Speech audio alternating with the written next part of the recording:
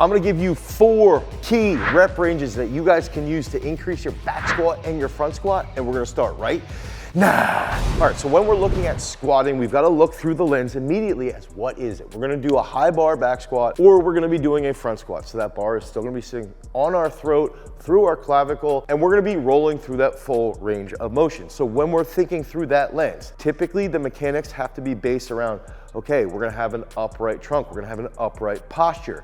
We're gonna apply a lot of force into the ground, which is then gonna help us stand back up. And we've gotta think about our knees being pulled forward by a rope and our hips being pulled backward at the exact same time, okay? So we wanna see the knees go forward and we wanna see the butt get back so that we can sit those hips nice and deep, get some type of a stretch shortening cycle out of the bottom, potentially, and then drive up as quickly as possible. So if we're thinking through the lens of rep ranges, the first thing that I like to do is establish, okay, if I wanna increase my squat, front squat or back squat, I'll put this into 2 different camps. And if we think about it in 2 different camps, I like to look at everything through the lens of impulse. Impulse is gonna be essentially, how can we increase the amount of force applied in a designated period of time? So if we think through that lens as feeding our overall back squat, that's gonna help us break down further, okay, what are we gonna be using, what filters are we gonna be using further in these rep ranges. So first, let's go right here. If we have 2 rep ranges, because we're providing 4,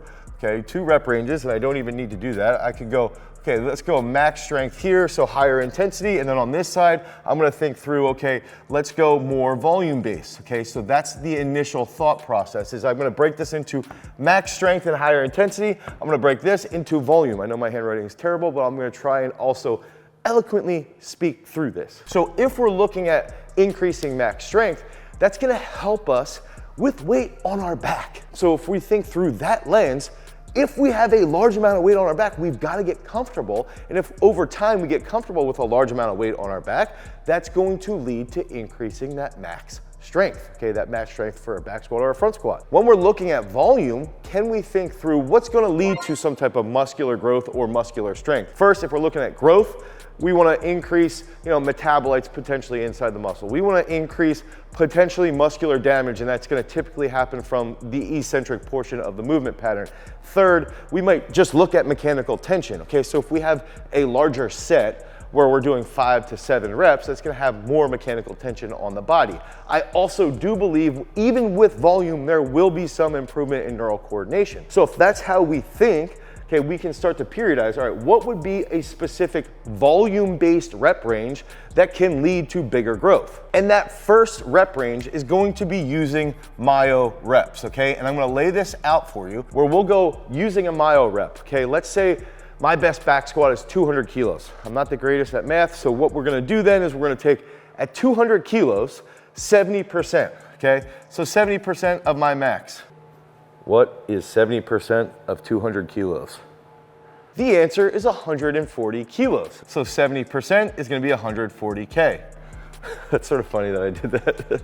So I'm gonna take 140 kilos and I'm gonna do this for 10 reps. And ideally, the first time I do this, I sort of have like 2 reps left in reserve, okay? So I get 10 reps done, I'm fatigued, and I rack the bar, 40 seconds goes by, and what I'm gonna do now, I'm gonna drop here, and I'm gonna do 8 sets of 2 in a cluster rep style. So I'm gonna do 8 by 2 with 30 seconds rest. So we're gonna do a set of 10, rest 40 seconds, and then 8 doubles, and after each double, you're gonna have 30 seconds rest. That's the setup for myo reps. We use this for 8 weeks with our on-site throwers, and these are elite level throwers. Someone like Taman Johnson took his test from 230 kilos to 265 kilos for a triple. So we saw huge improvements during high volume training based off of these myo reps. And a lot of people sort of discount it, but if you can do this over 8 weeks, each week it becomes this really, really cool test.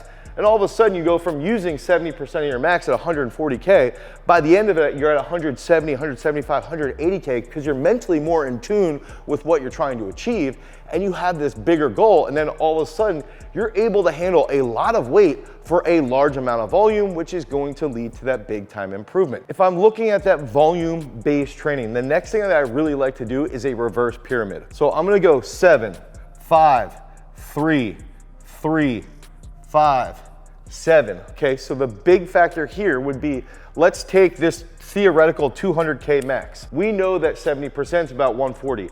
I would actually start almost at the exact same percentage, okay? So let's say here, 70%, right? So we're gonna go 70% here. Then we can come down and go 77%, okay? Then we're gonna come down here, and let's just say we go 77%. Let's go like 84 to 85%. Now, what I really like to do is use these two triples to really potentiate our nervous system, okay? So now we go 84%, I feel pretty strong on that. I probably had 1 to 2 reps left in the tank. Okay, well let's go 87%, let's try and push that even more, okay? And then we're gonna drop back down to that set of 5, and we might use 80 to 82%. And then we're gonna do that set of 7, and let's try and push that 7 RM. So here we did 70%, let's go 75% on the way back up. That's a lot of volume, okay? And this could be the layout for week 1. And then what we end up doing is that when we use a rep scheme like this, throughout the weeks, throughout the cycle, we'll try and push the starting point every single week. Because then when we're pushing that starting point and the athlete's getting accustomed to what this wave feels like, or what the pyramid feels like, I think it is theoretically more of a pyramid than it is an actual wave. Now all of a sudden by, let's say, week 4, week 5, week 6, if we're using this over a 6-week time frame, this becomes much more comfortable, and they can really, really push the 5 rep and that 7 rep. And when we're doing those triples, they're still pushing that max strength. So these are 2 different rep ranges that you can use specific for volume. Now, if I'm looking at max strength, typically in max strength, we're gonna be inside the ascension phase or inside the summit phase, or potentially even tapering in the realization phase, okay? All of these are phases that we use inside of our strength training at Peak Strength. If you're a weightlifter or you're a strength-based athlete, you can head over to peakstrength.app, the Google Play Store or the Apple iOS Store. You can download Peak Strength today and really use some specific weightlifting-based training to help improve your overall PRs. Now, with this, we have to think through that lens. Okay, we gotta get used to pushing heavy freaking weight. So what can we do? The first aspect is going to be very, very simple. So we are gonna start with this theoretical 200K max. What I want to do is slowly build up and really, really think about being as aggressive as possible on my warm-ups. And so what I would like to do, let's say 5 doubles, and we're gonna do doubles unbroken. And what we want is typically about a 2.5 minute rest period. So if we're solely focused on a big time squat, and oftentimes inside Peak Strength, we will use squat as the first exercise if we're in an exposure phase, okay, when we wanna push that squat with volume, we will put it in the beginning of an actual workout. Now, if we're doing really, really heavy squat work, that typically will be the second or third exercise inside of the actual program. Now, 5 doubles unbroken. Let's say we start at that 70%, right? Okay, so we start at 140 and we do unbroken doubles. That means down, up, okay?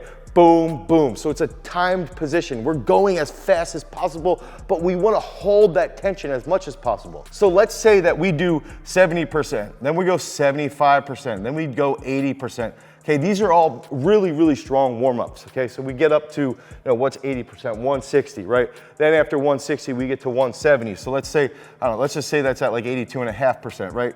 And then we're slowly building that up. You could do 3 doubles, you could do 5 doubles. Now, we do 5 doubles, and then that's gonna set us up for 3 singles.